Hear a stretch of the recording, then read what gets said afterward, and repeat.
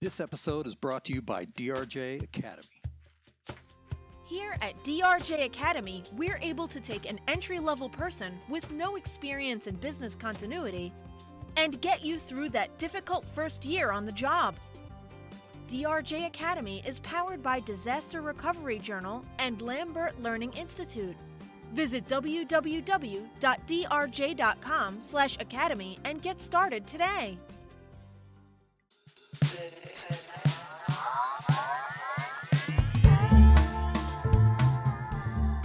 Welcome to Business Resilience Decoded. I am your host, Vanessa Mathews, the founder and chief resilience officer of Asfalis Advisors. Today, I'm super excited that we have a really accomplished guest, someone that is a great person to just have a conversation with. We had a chance to meet a couple days ago, and I learned so much in our brief conversation. Today's podcast is going to be focused on diversity and inclusion in management consulting. We will be talking with Cary Jasgur, and he is the Organizational Resilience Consulting Manager with Mazars. Cary, how you doing? I'm doing well, Vanessa. Thanks for having me on. This is my second actual podcast. The first one, they didn't tell me what we were going to talk about, so I was a little off. So this is great that you've actually provided, a little bit of background for me. So thank you for that. Absolutely. So here's a couple things. Cary's been in the industry for over 30 years, exclusively dedicated to operational resilience, specifically consulting in private industry is where he's in now. So can you share with our listeners, how did you fall into BC? That's an interesting question, because one of the things I like to say is nobody wakes up in the morning and says, hey, I want to do business continuity. That just really doesn't happen. So I started my career like a lot of individuals back in the IT world, working in disaster recovery, where disaster recovery was you had the server right next to the production one and you moved the network cable in the back, and that was your disaster recovery plan. Over the years, that evolved to, various resilience efforts and, offsite and things like that. Because I had a knack for this, I kind of moved into the business process side. Not really heavily, because it was always, let's get technology working, we'll just figure out the business later. I've been exclusively working in organizational or operational resilience since 2006. On and off as a consultant and as a regular employee. So my career just kind of evolved, which has really actually helped me move forward because I speak geek as well as business. I love it. And rumor has it that you're overly credentialed. Yes. So I was one of those late bloomers. I didn't get my college degree until I was 39. And then I went gung-ho from there, got a dual master's after that. Just recently in 2007, I guess that's recent, depending on how old you are, I was encouraged to get my PMP. Worst test I ever took, never want to take it again. So if you have one, never let it lapse. Then was kind of exposed early on to DRI and BCI and their certifications. I went ahead and took the test and applied for those. I've just recently upgraded to the highest level of both of those. So that was done last year. So I maintain my FBCI and MBCP. In addition to that, thank you for your service. You're very welcome. Yes, I am a retired U.S. Navy disabled vet. Awesome. So we just a whole lot of experience. So yeah, I'm excited about that. So you are on a few diversity councils between work and the industry associations. And through our conversation, within your first 5 minutes of sharing with me what you've been doing in the diversity space, I said, oh, he's an active ally. So when did you become an active ally for diversity and inclusion?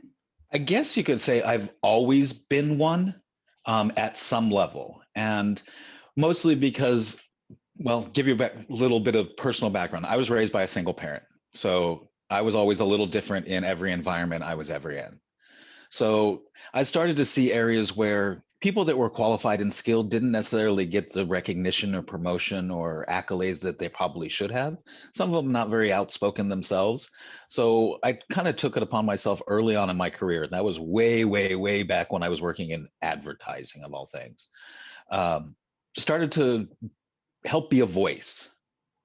Since I've moved into this space, one of the things that I've noticed is Nobody ever wants to talk to us because we don't make money, we just spend money. But until something happens, then of course it's all our fault. But I thought that, there's a really lapse in diversified thought patterns, because we all know there's no perfect way to do this.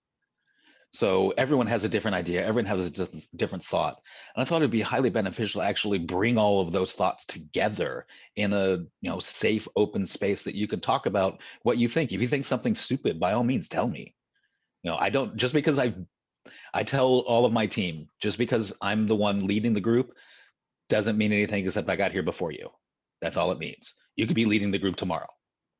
So I really have been doing it for the bulk of my career in just about everything, not only professional, but personal as well. My secret passion is I volunteer with an animal adoption organization that I've been doing for the better part of almost 15 years. So not only human and business continuity, but animals as well. So tell me more about the Diversity and Inclusion Council that you have at work. We talked a little bit on our prep call, but how is it different from the others you've seen specifically in management consulting?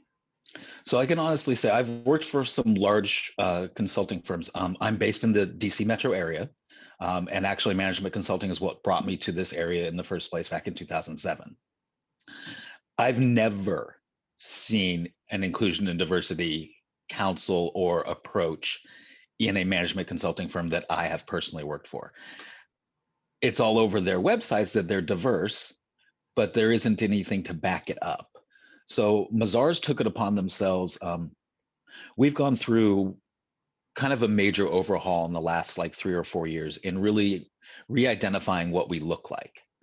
And no longer presenting, a single solitary face, but presenting, a multitude of faces in various aspects.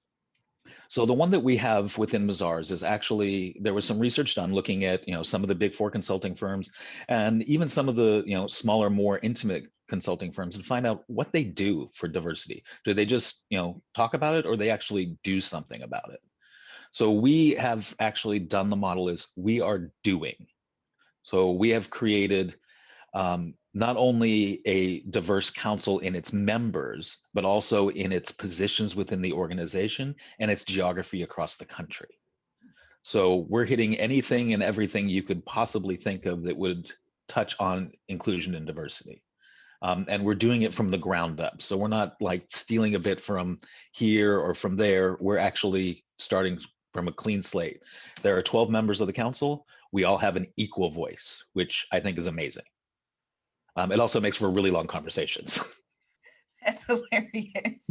So you talked a little bit about the research that you guys did in management consulting, and you and I talked about this. I see it on the business owner side. I have not worked for a big four consulting firm, but from a contracting and doing business perspective, it completely lacks the diversity. And oftentimes when we see folks who may come and who may represent some of these larger entities, they don't have any type of representation that looks like the client or like the client's customers.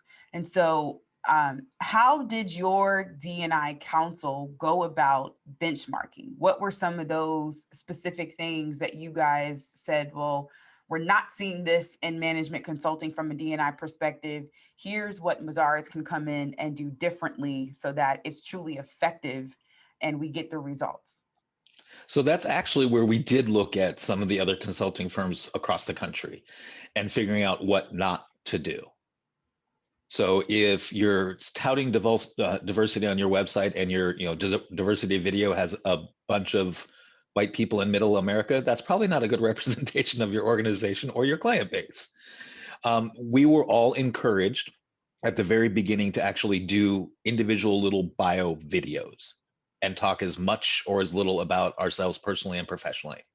Those were shared with the entire organization. We sought feedback from the entire organization. What should we work on? What do we need to work on? What do you feel is lacking? So we have taken an approach that zero absolute transparency of the council and what they represent, And before we ever put anything out on our website that mentioned inclusion and diversity, we want to make sure that we had things exactly where we wanted them to be. And a big difference is just in the nomenclature. So you're referring to it as, diversity and inclusion. Mazars wanted to take the approach of being inclusive first and then diverse, which is why I keep flipping the words. So we have an I&D council, but that was what was most important, is having that inclusion aspect first, and then looking at diversifying, because in certain career fields, there's not a lot of diversity, and that's just the way it is. But in management consulting, we work across tax, audit, accounting, and technology consulting. That's a really big space. So we should have a really, really diverse group of employees. So we wanted to represent that. Absolutely. Well, thank you for that. So I like a story, right? And I think stories are super important. What lessons have you learned on your journey as it relates to inclusion, diversity, equity, all of the above? If you have something to say, speak up. That's first and foremost. If you keep your mouth quiet, nothing's going to happen. I'm not saying, run out and organize a peaceful protest or something like that, but do something you're comfortable with, that's within your own comfort space, that you think you can make a difference or help a group make a difference. As I mentioned, I live in the Washington, D.C. area. Marches and protests are a common occurrence here. I absolutely applaud all of those that are done peacefully. That's great. Your word needs to get heard. And sometimes that's the only way to do it. Within the organization, I've tried to develop several different group focuses within the Mazars space in the past and have not been successful. We have a very, very successful group called Women at Mazars that enables all of our female employees, every last one of them, regardless of position within the company, an opportunity to actually grow and develop skills to advance them into leadership positions or into managerial, or be diversified in any aspect that they do. And when I joined the organization and saw that, I'm like, we should really be able to do something more than just that. I mean, yes, women have been a minority space in the workforce for a really long time, but they're not the only ones. I realize that sounds really odd coming from an old white guy, but it's the truth. And I really wanted to see that change. And I was very happy when the organization announced we were going to do an inclusion and diversity council. I'm like, okay, even if we fall flat on our face the first year, we're at least making an effort to do something. Absolutely. Well, thank you for that. And thank you for what you are doing in our space, as well as the work you're doing on the BCI Diversity Council as well. So I'm excited to see what comes of that. Where can our subscribers find you? Well, right now locked up in my office, but that makes two of us. Under normal circumstances, I am a semi-regular speaker at DRJ Spring and Fall World. I will be speaking this spring. You can, of course, reach out to our website and find me. I am on LinkedIn. Generally, the funny thing, and what my boss will tell everyone, is if you're looking for me, I'm probably in front of my computer reading something. So LinkedIn's a great way to find me. Feel free to email me questions. Another good place to find me if you're interested, I am, as we spool up again, I am a mentor in the DRJ Mentor Mentee program. So that's something I really enjoy. That's another way of me giving back and helping someone develop their career. But I'm pretty active in both BCI and DRI, and doing what I can to shape the next generation of practitioners. That's my goal here as I reach the waning years of my career, is how do I help make the next generation get to where I got? Awesome. Well, there you have it. Thanks for tuning in to Business Resilience Decoded with the Disaster Recovery Journal and Asfalis Advisors. Subscribe, share, download, and look out for future episodes.